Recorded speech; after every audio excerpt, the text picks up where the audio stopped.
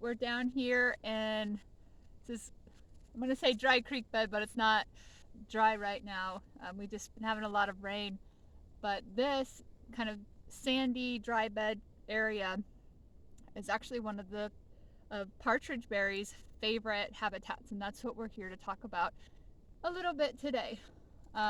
So Partridgeberry is a low creeping evergreen plant. So you can see here we are at the end of December, but you're still seeing her bright red berries coming out, and it captures you as you walk by.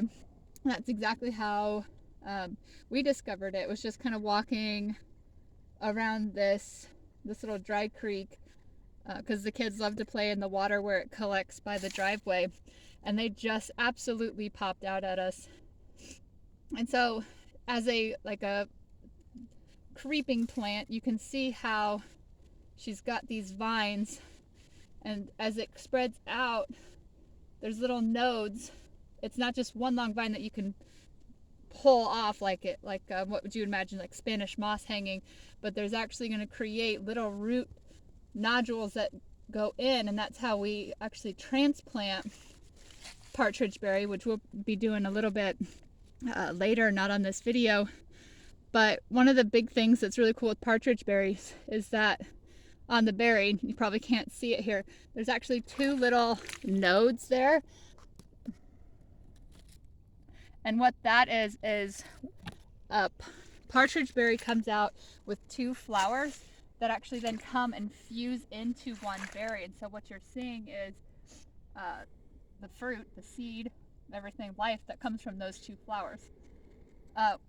What's really cool about Partridgeberry is that she's got like a long-term use as a uterine tonic. Well, not just a uterine tonic, but a tonic of reproductive organs for both men and women. So we're talking about prostate as well for men, that we can tincture or use the tea. But as a midwife, what is really cool about this is that in the last few weeks of pregnancy, it can be used to prepare the womb for labor. It's not an abortifacient or a menagogue, so it doesn't stimulate contractions, but it tonifies our womb so that when we are having contractions, that they're more efficient, and that after the baby's born, that it encourages the uterus to still contract, which is how we release the placenta, and with a nice toned womb, it actually then makes so after the placenta is detached that it still contracts, and that's how we stop bleeding. And uterine atrophy is actually one cause of postpartum hemorrhaging.